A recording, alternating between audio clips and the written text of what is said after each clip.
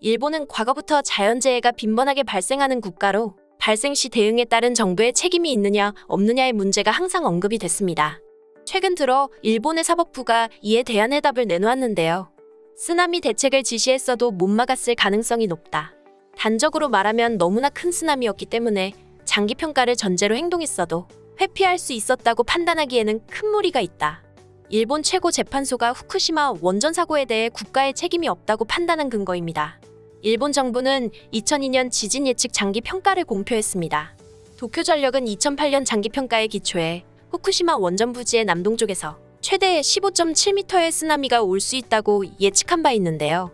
이번 재판의 다수 의견은 일본 정부가 도쿄전력에 대책을 세우게 했다면 장기평가의 예측에 따라 방조제가 세워졌을 것이라고 바라봤습니다.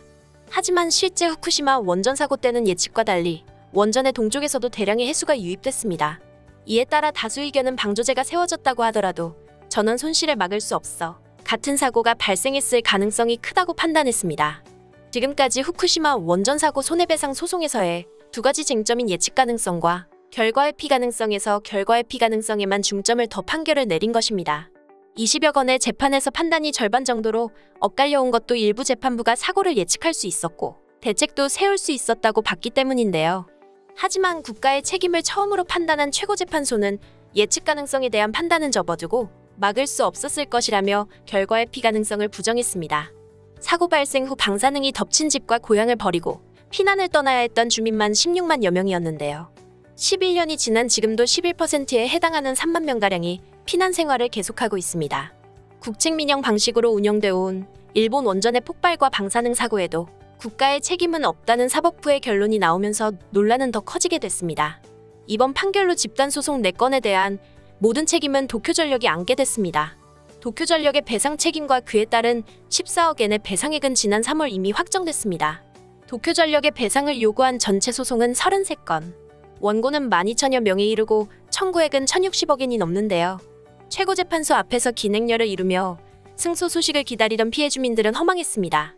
예기치 못한 패소에 여기저기서 탄식이 터져나오고 휴대전화로 어이없는 판결이 나왔다며 소식을 전하기도 했습니다.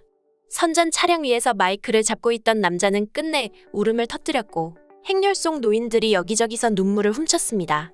피해 주민으로 보이는 한 남자는 두 손을 입에 대고 최고재판소 판사여, 생명을 구한다는 당신의 정의는 어디로 가버렸는가 라며 힘껏 외쳤습니다. 오구마 에지 게이오대학 교수는 오히려 이번 판결이 책임 소재 논란의 시작이라고 꼬집었습니다. 오구마 교수는 아사히 신문과의 인터뷰에서 미국에서는 사업자의 배상 책임에게 상한이 있고 그것을 넘긴다면 대통령이 의회에 보상 계획을 제출하게 돼 있다며 최종 책임은 국가에 있다고 설명했습니다. 그러면서 일본은 책임 소재를 명확히 하지 않은 채 원전을 가동해왔고 그 때문에 원전 사고는 발생하지 않는다는 안전신화를 퍼뜨릴 수밖에 없었다고 밝혔습니다. 그는 이 문제를 명확하게 드러낸 것이 이번 소송의 의의라고 봤습니다. 일본의 원자력 손해배상법에는 원전 사고가 발생한 경우 전력회사는 과실의 유무에 관계없이 원칙적으로 무제한의 배상 책임을 지게 돼 있습니다.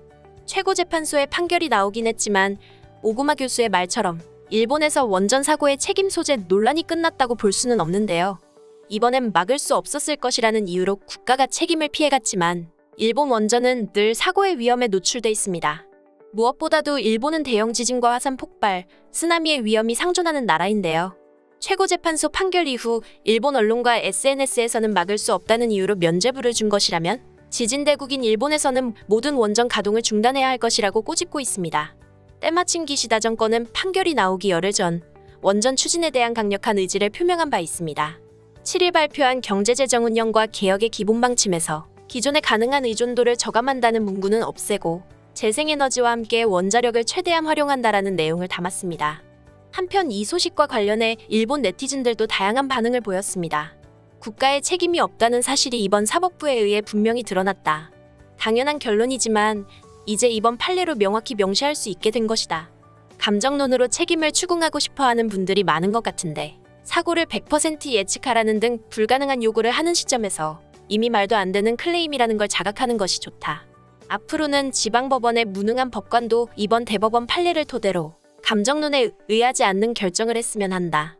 그러한 무능 법관이 해낼지는 미지수지만 모두가 이미 알고 있다고 생각한다. 국가의 의원들로부터 뇌물을 받고 있기 때문이겠지. 보통 사람이라면 국가에서도 청구하게 할 것이다. 그럼에도 이런 결과가 나온다는 것은 의원이나 재판관에게 뇌물을 주고 있기 때문임을 국민은 알고 있다. 판사는 뇌물로 약자를 무시하고 높은 월급은 계속 받고 있어 좋겠네. 저기요, 배상 책임을 묻는 게 아니라 단순히 안전기준이 느슨했다는 걸 인정하게 하고 향후 미래 원전 가동을 위한 재판이라면 국가 책임을 인정하게 하는 게 맞겠죠. 그런데 지금 재판을 봤을 때 돈을 위한 재판으로밖에 보이질 않습니다. 거기에서 정의와 미래를 위한 것이라는 게 전혀 느껴지지 않아요. 모두 자기 입장만 보고 있을 뿐, 그리고 운이 나빴습니다. 그날 간 나오토 총리가 현지 시찰을 하지 않았더라면 수소 폭발이 일어나지 않았을 것이다. 아마 이것에 대해 가장 분하게 여기고 있는 것은 당시의 요시다 소장. 원자로에 대해 간 나오토 총리가 섣부르게도 공부를 위해서라며 현지에 도착함에 따라 비상시 지휘명령에 차질이 빚어졌다. 즉 간 나오토 총리의 실책이 곧 국가 실책으로 이어졌다. 그런데 원전 전문가들은 이에 대해 묵묵부답이다. 물론 이것을 인정해버리면 앞으로 큰 쓰나미나 화산 폭발 등 재해가 일어날 때마다 국가는 책임을 추궁당하게 될 것이다. 후쿠이런전 사고는 예비 전원을 확보하거나 외부에서 안정적으로 원자로 내부를 시킬 수 있는 대책 등 이러한 대책을 마련했다면 최악의 사태는 막았을 것이다. 결과적으로 사고 후 규제청이 출범해 보다 엄격한 시각으로 인가하는 구조로 변경됐다. 이는 사실상 국가가 잘못을 인정한 셈이 아닌가? 국가는 법률 해석에 관계없이 진지하게 반성하고 사과하는 자세가 필요하다. 또한 가능한 앞으로 일어날지도 모르는 재해에 대해 예방적 조치를 취할 필요가 있다고 본다. 일어나고 대응해서야 너무 늦다. 대법원이 정부 정치에 염도하는 듯한 판결을 내리는 것은 드물지도 않은 일이다. 그래서 국민이 걸맞지 않은 판사를 해직시키기 위한 대법관 국민 심사가 있는 셈인데 언론은 판결 보도가 나올 때마다 찬성, 반대 판사 전원을 보도하지 않는다. 최종 판결이니 판결에 관여한 법관의 이름과 반대 의견을 낸 법관만 보여주는 게 언론의 규칙일 수도 있겠지. 그러나 평소와 같은 허술한 보도로는 아무리 시간이 지나도 시민의 의사표시를 반영했다는 것을 알 순 없다. 왜냐하면 누가 판결을 내렸는지 가려져 있으니까. 당연하고 매우 타당한 판결이다. 트집을 잡고 있는 원고는 이제 적당히 해라. 원전 사고에 대한 책임 추궁 대상은 필요한 대책을 마련하지 못한 도쿄전력이다. 고통을 알든 모르든 국가의 책임을 인정하지 않는 것은 당연하다. 오히려 우리의 혈세를 정당한 이유 없이 편취하려는 원고의 행위 자체가 타당하지 않다고 생각한다. 사법은 원고의 편이 아니다. 그것에 대해 원고는 잘못 이해하고 있다. 원고에게 유리한 판단만 하는 사법이라면 원고에게 구원이 되겠지만 객관적으로 보면 민주주의가 망하고 있다는 증거가 된다.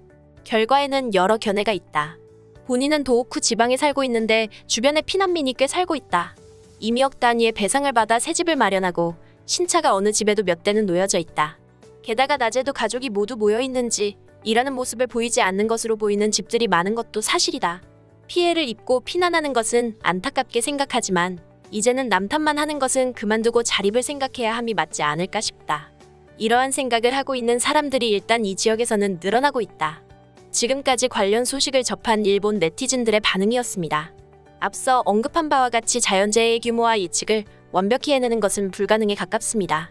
게다가 책임을 인정하게 되면 앞으로 발생할 모든 재해에 대해 국가의 책임이 있다는 여론도 피해갈 수 없을 것입니다. 그러나 최고재판소에서 이런 발언이 나온 만큼 논란의 불길은 쉽게 꺼지지 않을 것으로 보입니다. 오늘 소식은 여기까지입니다. 내용이 도움이 되셨다면 구독과 좋아요, 알림 설정 부탁드리겠습니다. 세상의 소식을 전하는 월드리뷰는 계속해서 달려나가겠습니다. 시청해주셔서 감사합니다.